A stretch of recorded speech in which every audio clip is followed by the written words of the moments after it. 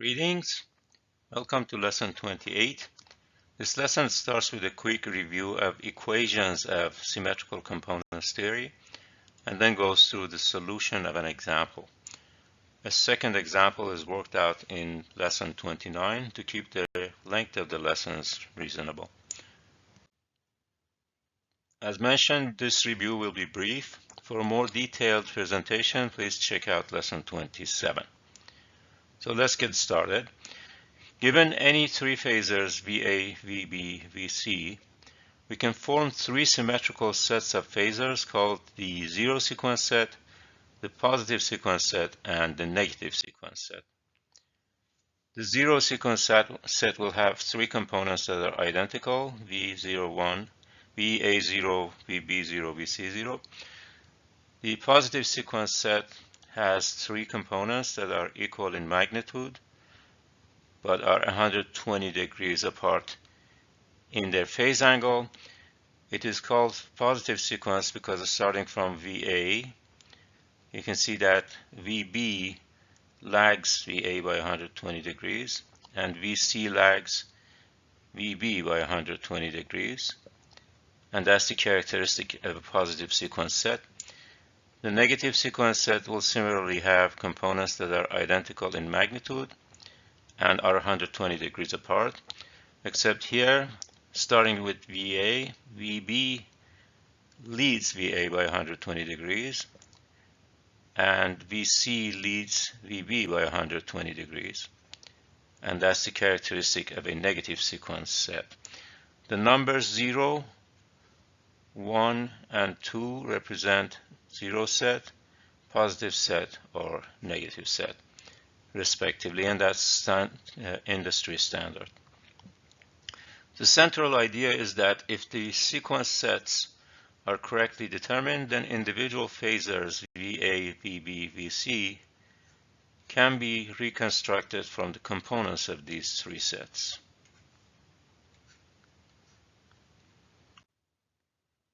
What is meant by that is that A components of each set, that's seen here, here, and here, will add up to VA as shown in this equation. If you add the A components from each set, you should get VA back.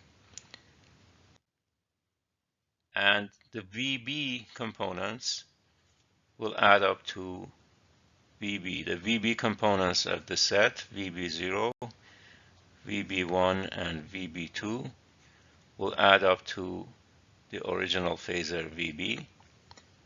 And similarly, the C components of the three sets, C0, VC1, and VC2 will add up to VC of the original set.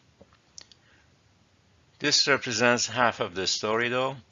The other half is about how to find the sequence sets given the three original phasors, VA, VB, VC. I would like to point out that since each set is symmetrical, we only need to find one member of each set to have the whole set specified. And typically we find VA0, VA1, and VA2.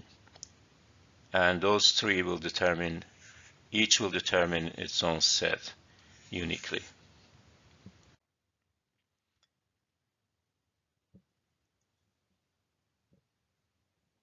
So here are the three equations that connect or relate the components of the zero, positive, and negative sequence set to VA, VB, VC, and now we'll go backwards showing how to find VA0, VA1, and VA2 from these three phasors.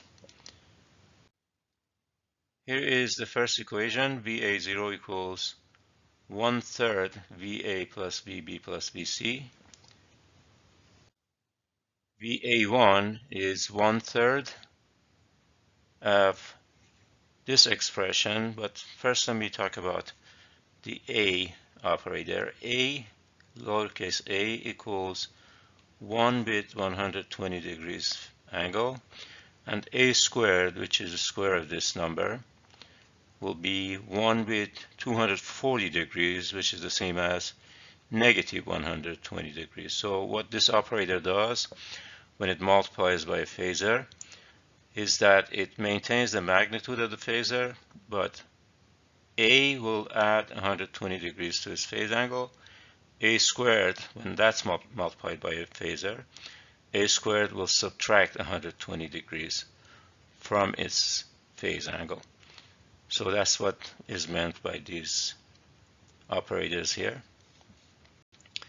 And here's the expression for VA2, which is 1/3 of VA plus A squared VB plus AVC. Let me mention one other notational point. Because it's understood that these equations that you see here, those three, will generate the A components of the sets, of the zero set, the positive set, and the negative set.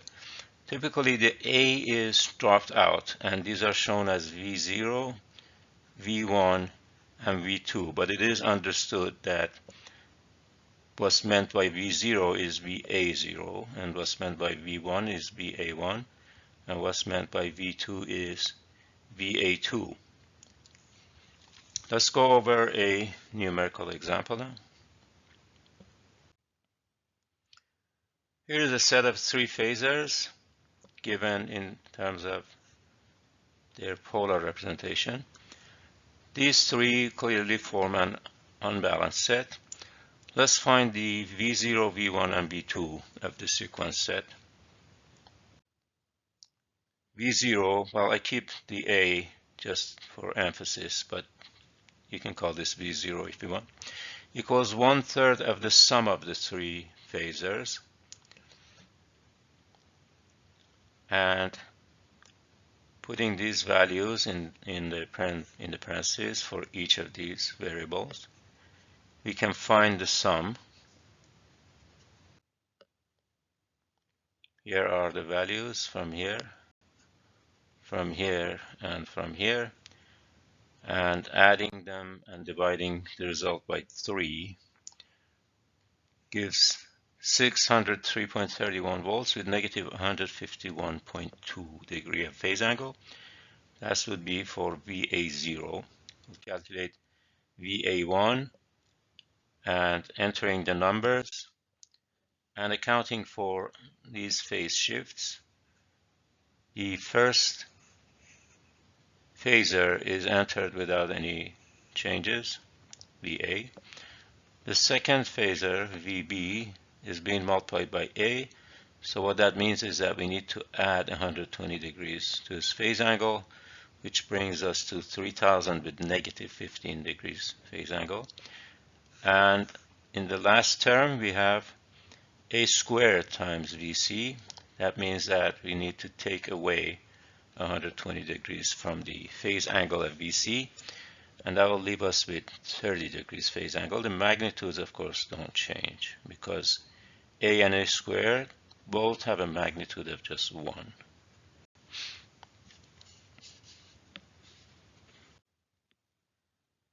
So doing the math here, the answer comes for VA1, 2592.4 volts with 3.49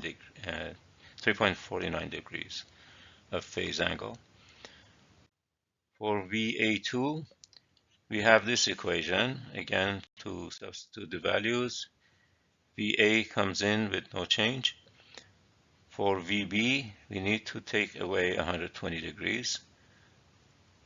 So we end up with negative 255 degrees. And for this term, we multiply VC by A, which means adding 120 degrees to VC's phase angle, and that comes to 270 degrees. Adding all the three of them and dividing by 3 gives us 654.75 volts with 11.68 degrees phase angle for VA2. So we have all three, VA0, VA1, and VA2. And let's just summarize those results. We have them all in one place here. I have the phasor diagrams on the right, and they have been drawn to scale and with correct phase angles. The diagram shows the A components of each set that have just been calculated so far. The other two components are drawn based on the symmetry with respect to the A components in each set. For set 0 or 0 sequence, they are all identical in magnitude and direction. For positive and negative sequence, they will be 120 degrees apart from the A components. Now we got to be careful to name these extra components that were just added. For the 0 components, it's easy; they're all the same. For the positive sequence, we got to make sure that VB lags VA by 120 degrees, and VC lags VB by 120 degrees, and that's the case here.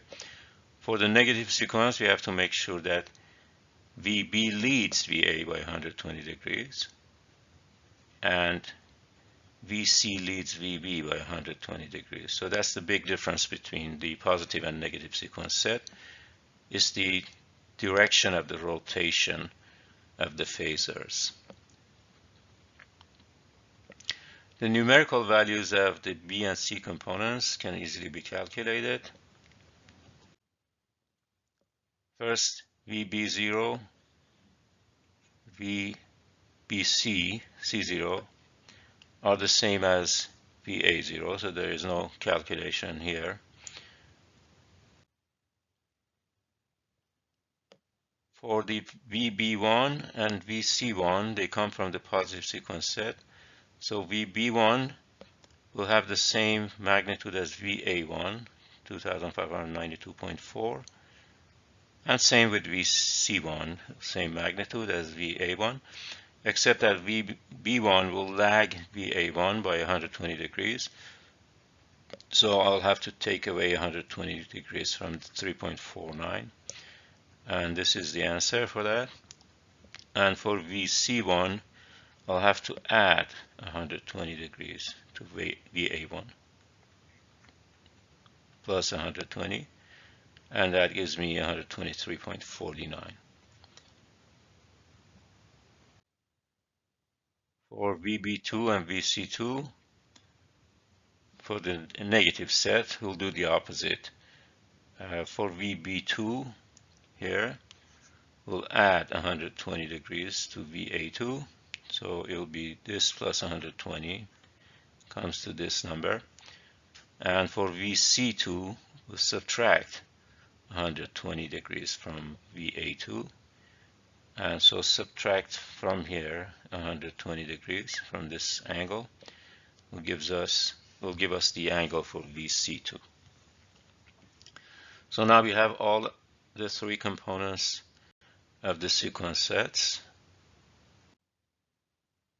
Starting with the A components, I want to check my answers to make sure that they add up to VA. Adding these three should give me VA back, and I'll do the same thing for the B components and for the C components. But let's start with the A component. Add VA0 plus VA1 plus VA2 from here, here, and here. So I directly transfer those values and add them together. And the answer comes to 2700 with 0 degree angles, which is what we started with. So that one checks out. Then we'll look at the B components, VB0, VB1, and VB2. And again, add those three, and we should get this number directly from here, and from here. And add them together, you should get 3000 with negative 135 degrees. And for VC as well, these are the C components of the three sets, this one, and this one. And again, adding them together, I do get 2500 with 150 degrees. Here are the components being added. And here's the answer, 2500 volts with 150 degrees phase angle. So that one checks out as well. We have reached the end of lesson 28. To see the application of the symmetrical components method to a system of balanced loads with unbalanced applied voltages, please view lesson 29. My name is Fouad Alvandi. I am a PE in electrical power engineering. You'll find my name, web, and email address on this page. Web address is own-your-destiny.mylearnworlds.com, and my email address fully spelled out, spelled out destiny @yahoo.com. I invite you to visit my website when you have the time. You'll find comprehensive modules on different topics of power systems engineering on that website. Thanks for watching this video, and I hope to see you soon in another one of my presentations.